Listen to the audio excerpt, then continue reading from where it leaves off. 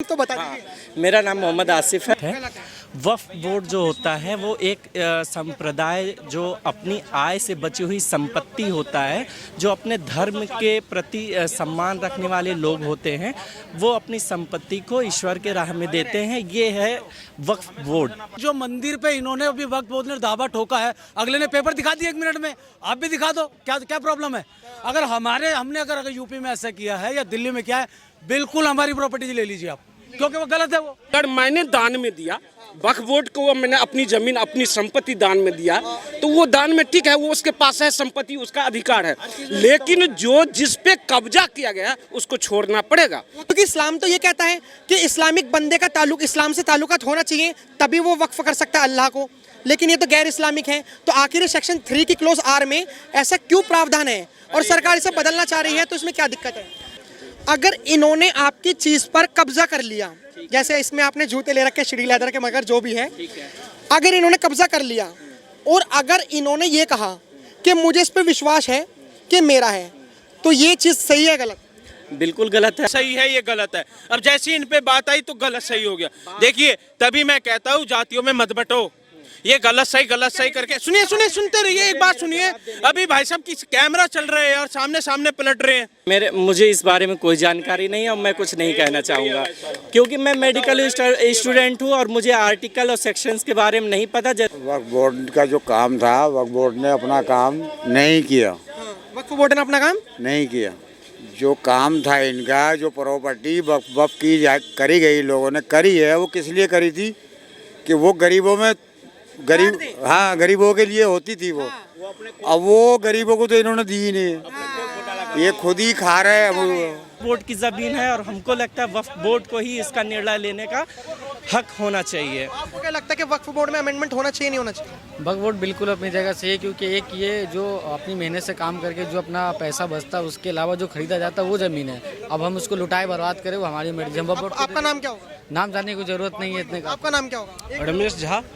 रमेश झा जी, जिस तरीके से इन्होंने बताया कि वक्फ बोर्ड में कोई अमेंडमेंट नहीं होना चाहिए, बल्कि वक्फ बोर्ड बहुत मेहनत से कमाई हुई आय से अर्जित की हुई एक संपत्ति होती है, जो वो अपने अल्लाह की राह में वक्फ करता है, तो आखिर में अमेंडमेंट क्यों होना चाहिए? देखिए उस पर मैं बाद में, अभी ये भाई साहब कर रहे हैं, जो ये निर्णय लेने की जो अधिकार किसको होना चाहिए, वक्फ बोर्ड को होना चाहिए। सारा तो अधिकार उसी को मिला हुआ है।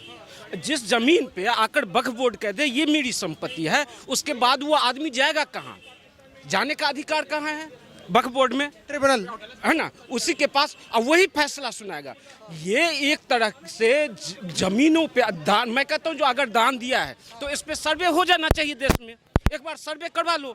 जो आपके कहने का मतलब है कि जिस तरीके से इन्होंने बताया कि किसी ने मेहनत से अर्जित आय से अर्जित करी है संपत्ति, वो वैलिड होगी तो कागज होंगे तो मतलब बिल्कुल कागज की बात तो अब बिल्कुल, अगर किसी की संपत्ति है, उसकी खानदानी पुरखों की ज़मीन है, तो उसका कागज बिल्कुल होगा।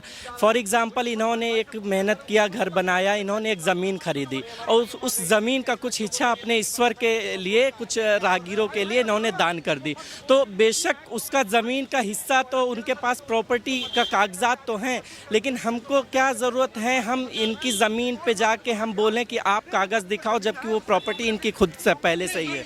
ये इनकी बात नहीं कर रही है, सरकार की बात कर रही है कि सरकार को दिखाओ। तो अगर सरकार को दिखाना है तो प्रॉपर्टी के कागजात तो है ही, लेकिन आप समझे नहीं चीज़, यही तो मसला आ रहा है और यही मसला टकरा है। जो योगी गवर्नमेंट है उसने कहा कि जिसके पास वैलिड कागज हैं, जो वक्फ की संपत्ति को दिया है और वाकिफ ने वक्फ को वक्फ करी है वो संपत्ति, तो वो तक तो वैलिड रहेगा, और जिनके पास कागज नहीं है वो सरकार वापस लेगी।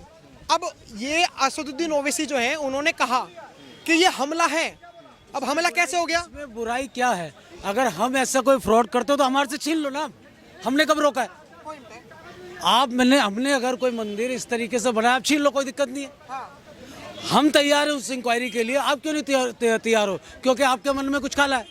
आपने गोविंदपुरी के कालका जी मंदिर पे अपना दावा ठोक दिया है, उस संविधान बनने से पहले का मंदिर बना हुआ है वो।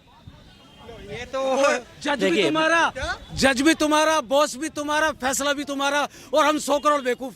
ये जज और वो सुप्रीम कोर्ट या हाई कोर्ट की बात नहीं कर रही है, जो वक्फ बोर्ड का जो ट्रिब्यूनल अपनी कोर्ट है, ये मुतवल्ली वगैरह जो होते हैं वो सब मुस्लिम। कॉर्नर के जो मंदिर पे इन्होंने अभी वक्त बोर्ड ने दावा ठोका है, अगले ने पेपर दिखा दिया 1 मिनट में, आप भी दिखा दो, क्या क्या प्रॉब्लम है?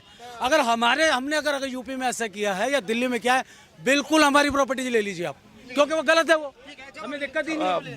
वक्फ बोर्ड की जो ज़मीनें हैं, जब उसकी आय बनाते हुए जब वो अर्न कर रहे थे, वो अर्जित कर रहे थे, वो आय को बना रहे थे, तो गवर्नमेंट ने उसमें कुछ हेल्प तो किया नहीं। उनकी आय को अर्जित करने में गवर्नमेंट ने हेल्प नहीं किया। अब उसने अपने मेहनत की, कोई भी व्यक्ति अगर अपने मेहनत की प्रॉपर्टी बना के उसके में कुछ नहीं यार, मेहनत की चीज के पेपर होते हैं बाकायदा, वो बोलती है। एक मिनट, ये एक ही चीज को बार बार रिपीट करें, क्वेश्चन इनसे आप कुछ भी पूछ लीजिए, रिपीट वही करेंगे। लेकिन मैं स्पष्ट कर देना चाहता हूँ अपनी प्रश्न को, जो अगर मैंने दान में, अच्छा नहीं, 1 मिनट, अगर मैंने दान में दिया वक्फ बोर्ड को, मैंने अपनी जमीन अपनी संपत्ति दान में दिया, तो वो दान में ठीक है, वो उसके पास है संपत्ति, उसका अधिकार है। लेकिन जो जिस पे कब्जा किया गया उसको छोड़ना पड़ेगा, उस कागज को दिखाना होगा जो दान में दिया, तो दिया कब और किसने दिया, और दान में दिए हुए का कागज कुछ तो होगा सबूत। अगर वो कहता हूँ जिस पे तुमने दावा ठोका, जिस पे तुमने कब्जा किया, उसे छोड़ना पड़ेगा, और यही संशोधन होना चाहिए। ये कह रहे हैं कि कब्जा जो है वो छोड़ना पड़ेगा। अभी अगर ये कब्जे की बात आ रही है, तो बात यहाँ पे ये है कि अगर वो इस तरीके का जो दावा है सत्य हो रहा है, उसके लिए सुप्रीम कोर्ट और हाई कोर्ट बैठे हुए हैं, हम कोई नहीं होते किसी तरीके का टिप्पणी देने के लिए। अभी ये फैसला कोर्ट में है, तो हमें कोर्ट का ही इंतज़ार करना चाहिए। अपना ख्याली पुलाव बनाना हमारे हिसाब से उचित नहीं है, तो हमें अभी कोर्ट का ही इंतज़ार करना चाहिए। मान लोगे आपने जैसे, आपने 1 मिनट रुकिए, आपने जैसे बहुत अच्छी बात कही कि कोर्ट का मामला। हम आपको एक चीज़ बताना चाहते हैं कि जो वक्फ बोर्ड है, वक्फ बोर्ड का सेक्शन 85 क्या कहता है कि अगर कोई भी वक्फ का मामला है, वक्फ मतलब अगर मैंने आपकी प्रॉपर्टी पे कोई चीज़ें करी, कुछ भी करा, तो आप कहाँ जाओगे? सिविल कोर्ट जाओगे। लेकिन वक्फ बोर्ड का सेक्शन 85 कहता है कि आप सिविल कोर्ट नहीं जा सकते, लॉ बोर्ड में जाओगे। इसके बारे में मुझे कोई जानकारी नहीं है। लॉ बोर्ड में जाओगे, जानकारी नहीं है तो 1 मिनट रुकिए, आप बहुत अच्छी बात, आप अपने हिसाब से, आप अपना नाम तो बता दीजिए। मेरा नाम मोहम्मद आसिफ है। मेरा जितना तर्क था उतना मैंने बताया। तर्क बताया आप। अब हम आपको एक चीज़ बताते हैं कि जो मुद्दा चल रहा है और ये जो आंदोलन चल रहा है, ये वक्फ बिल को ख़त्म करने के लिए नहीं, ये ख़त्म होने के खिलाफ नहीं, बल्कि जो संशोधन है उसके खिलाफ चल रहा है। मैं आपको एक सेक्शन बताता हूँ और आप बताना वो सही है या गलत। आप इस्लाम से ताल्लुकात रखते हैं? बिल्कुल बिल्कुल। आप भी इस्लाम से ताल्लुकात बिल्कुल रखते हैं? इस्लाम में ये कहा गया है कि जिसकी भी प्रॉपर्टी हो वो वक्फ तभी दे सकता है जब वो वाकिफ हो। वाकिफ मतलब मालिक हो। जैसे आप इस थैले के मालिक हैं, मैं चाहूँगा कि थैला दिखाएं, आप इस थैले के मालिक हैं, आपको एक बिल मिला होगा, तब आप इसको कुछ भी कर सकते हो।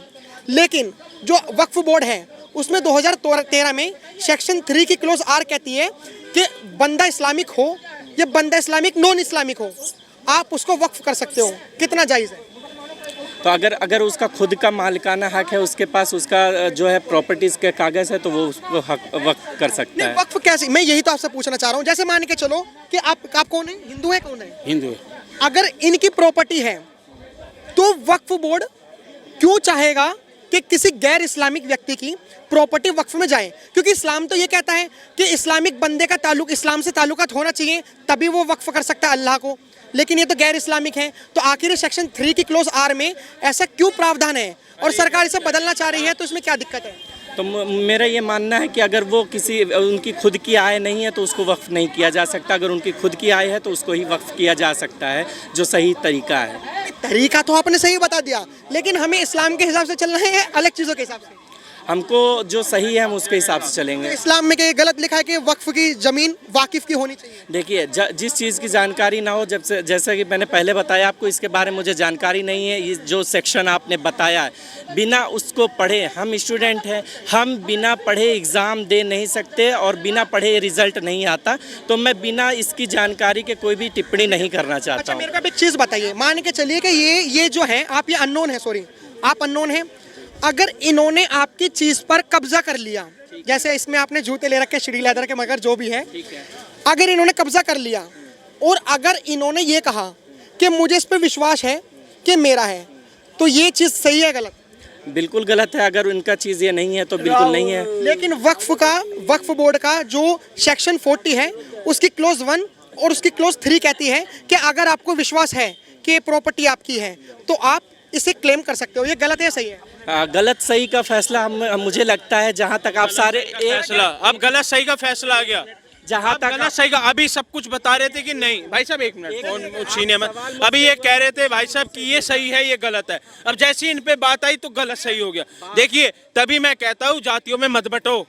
ये गलत सही करके सुनिए, सुनते रहिए, एक बात सुनिए। अभी भाई साहब की कैमरा चल रहे हैं और सामने पलट रहे हैं। ये अभी तो कैमरे के सामने पलट रहे, पीछे क्या हाल होता होगा यार। मुझे जवाब ये देना है, जैसा कि आप सारे सेक्शंस की बात कर रहे हैं, तो मैं तो स्टूडेंट हूँ किसी और चीज़ का। आप सारे सेक्शन की बात अगर किसी एडवोकेट से करें तो वो बेहतर होगा, वो उसको सही जानेगा और बताएगा। हमको इसके बारे में जानकारी नहीं है तो हम नहीं बता सकते। बिना सेक्शन के आप लोग वक्फ बोर्ड के समर्थन में उतर जाते हैं, तो फिर स्टडी कीजिए ना कि वक्फ बोर्ड क्या नाजायज कर रहा है, क्या जायज कर रहा है। आज जंतर मंतर में इतने लोग आ गए, क्या सारे सेक्शन पढ़ के पूछे? चलिए ठीक है, अब एक बात बताइए, खैर आप स्टूडेंट तो रहे होंगे। हाँ बिल्कुल रहे, तभी आप भी स्टूडेंट हैं ही। है। आपने कॉन्स्टिट्यूशन तो आप सभी ने पढ़ा होगा, थोड़ा बहुत तो पढ़ा होगा। एटलीस्ट फंडामेंटल राइट्स जो मूल अधिकार हैं, अगर उनका हनन होता है और अगर कोई भी ऐसे कानून बनते हैं तो वो कानून खारिज हो जाता है आर्टिकल 13 के थ्रू। मैं आपसे ये पूछना चाहता हूँ कि अगर जो आर्टिकल 27 है, आर्टिकल 27 क्या कहता है कि सरकार जो है वो किसी धर्म के लिए पैसा नहीं देगी। आर्टिकल 25, 26, 27, 28, 29, 30 ये सब धार्मिक चीज़ों पर है। आर्टिकल 27 कहता है कि किसी के धर्म के लिए पैसा नहीं देगी। लेकिन जो वक्फ बोर्ड है, वक्फ बोर्ड की सेक्शन से ये कहती हैं कि अगर मान के चलिए, अगर मेरे को लग रहा है कि इनकी प्रॉपर्टी, ये जो फाइल है ये वक्फ की है, तो इसका जितना भी सर्वे का खर्चा होगा वो राज्य सरकार देगी। आर्टिकल 27 का मर्डर हो गया। अब आपको लगता है कि मूल अधिकार के ढांचे को तोड़ता ही नहीं तोड़ता? देखिए मुझे इस बारे में कोई जानकारी नहीं है और मैं कुछ नहीं कहना चाहूँगा, क्योंकि मैं मेडिकल स्टूडेंट हूँ और मुझे आर्टिकल और सेक्शंस के बारे में नहीं पता। जैसे कि बार बार आप सवाल, मैं आपसे ये नहीं पूछ रहा कि सेक्शन अब बताओ, मैं आपसे एनालिसिस करके पूछ रहा हूँ कि एनालिसिस करो कि सेक्शन कैसा है, अच्छा या बुरा है। आप जो कहलवाना चाह रहे हैं, आप जब उसके बारे में मुझे नहीं पता है, उस आर्टिकल का सेक्शन बार बार आप बता रहे हैं, जब उसको सेक्शन और आर्टिकल मुझे नहीं पता, उसके बारे में मैं क्या टिप्पणी दूँ आपको? अच्छा मेरे को एक चीज़ बताइए कि अगर मेडिकल में, आप मेडिकल स्टूडेंट? बिल्कुल। अभी किसी कॉलेज में इंटर्नशिप वगैरह या किसी हॉस्पिटल में इंटर्नशिप कर रहे हैं? हाँ बिल्कुल कर रहा हूँ मैं, वो मैं बताना नहीं चाहूँगा। ठीक है, अब मेरे को एक चीज़ बताइए, कोई एडवर्टाइजमेंट के लिए हमने पैसा तो ले रखा नहीं है, मैं बिल्कुल नहीं मुझे एक बताऊँगा। चीज़ बताइए कि अगर कोई पेशेंट का ऑपरेशन करना हो तो क्या आप उनके परिवार वालों को ये नोटिस देते हो कि अगर कुछ भी चीज़ ऐसी होती है तो इसकी जिम्मेदार आप होगे? हाँ बिल्कुल, कंसेंट फॉर्म भराया जाता है, बिल्कुल सारी चीज़ें फॉर्मेलिटीज़ होती हैं, जो रूल रेगुलेशन हो सब उसको फॉलो किया जाता है। लेकिन वक्फ बोर्ड का जो सेक्शन 4 है, सेक्शन 5 है और सेक्शन 6 है, वो ये कहता है कि नोटिफिकेशन देने का कोई प्रावधान ही नहीं है। अब बता, अभी आपने सेक्शन 4, 5 और 8 बोला, जो 6 बोला, जो भी, अब मुझे इसके बारे में पता नहीं है। एनालिसिस करके बताओ, एनालिसिस क्यों जानना चाहते हैं सही है गलत? जिस चीज़ के बारे में मुझे पता नहीं है, आप क्यों जानने के बारे बोल रहे हो? जिस चीज़ की जानकारी ना हो उसका सही, अब एक टीचर है, जिस मैथ का टीचर है, उसको साइंस की कॉपी चेक करवाने के लिए जानकारी, हमें ये पता है कि हमें रेफर फाड़ के खाना है। हमें कोई कहता है हमें रेफर ऐसे तो नहीं खाते, रेफर के साथ तो नहीं फाड़ के खाते, हमें ये तो पता है सही है गलत है। भाई साहब से सिर्फ यही तो पूछ रहे हैं सही है या गलत है। ये कह रहे हैं मैंने पढ़ा ही नहीं सही और गलत भी। और मेडिकल बिना एग्जाम के रिजल्ट नहीं दिया जाता, उसके लिए तैयारी करनी पड़ती है। तो सेक्शन की पहले जानकारी ले लूंगा, फिर आके बिना एग्जाम के नहीं दिया जाता, वो हमें भी पता है। पर आप एक बात तो बताओ, एग्जाम से पहले हमें सही गलत है तभी तो एग्जाम की तैयारी करोगे। आपको क्या लगता है ये जो वक्फ बोर्ड के खिलाफ, ये जो मतलब जैसे विष्णु शंकर जैन जो हैं वो भी वक्फ बोर्ड के खिलाफ हैं, वो जो बड़े बड़े नेता उभर कर आ रहे हैं और जो बड़े बड़े वकील हैं जो ये कहते हैं कि हम नेशनलिस्ट हैं, हम राष्ट्रवादी हैं और हम वक्फ के खिलाफ चाहते हैं, तो क्या लग रहा है कि ये सही है या गलत है वक्फ के खिलाफ जाना और वक्फ में अमेंडमेंट करना? वक्फ बोर्ड का जो काम था, वक्फ बोर्ड ने अपना काम नहीं किया।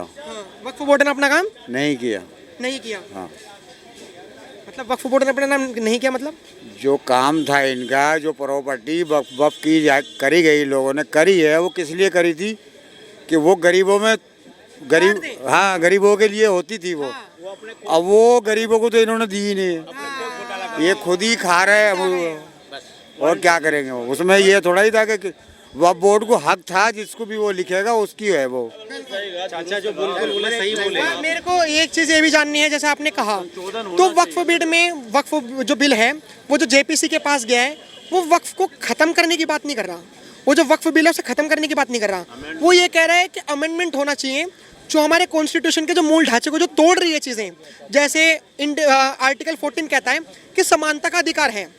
अगर माइनॉरिटीज़ के नाम पर अगर वक्फ दिया गया है तो माइनॉरिटीज़ में तो जैन भी आते हैं, माइनॉरिटीज़ में तो बुद्धिस्ट भी आते हैं, माइनॉरिटीज़ में तो यहूदी भी आते हैं, ज्यूज़ भी आते हैं, माइनॉरिटीज़ में तो सिख भी आते हैं, माइनॉरिटी में तो क्रिश्चियन भी आते हैं। तो आखिर में एक जो बोर्ड है वो सिर्फ उनके लिए है, तो फिर इन सबके लिए होना चाहिए या फिर किसी के लिए नहीं होना चाहिए? मेरे भाई यही बात है, हमारे ये देश के अंदर वक्फ बोर्ड है, वक्फ बोर्ड में जो भी वर्ग कमजोर होगा ना उसके लिए वो चीज़ है। हाँ, कोई भी भारतवासी है ना और उसकी ज़रूरत है तो उसके लिए। अगर आप भंडारा कर रहे हो, आप नाम पूछ के उसे भंडारा दोगे, वो तो जो भी आएगा सबको दोगे ना। आपके कहने का मतलब है कि जो वक्फ है, वक्फ का मतलब तो दान है, ये किसी इस्लामिक कॉन्सेप्ट से रिलेट नहीं करता। अगर ये भारत देश में वक्फ बोर्ड है तो भारत की भलाई के लिए वक्फ होना चाहिए। बिल्कुल बिल्कुल, वो सबके लिए है।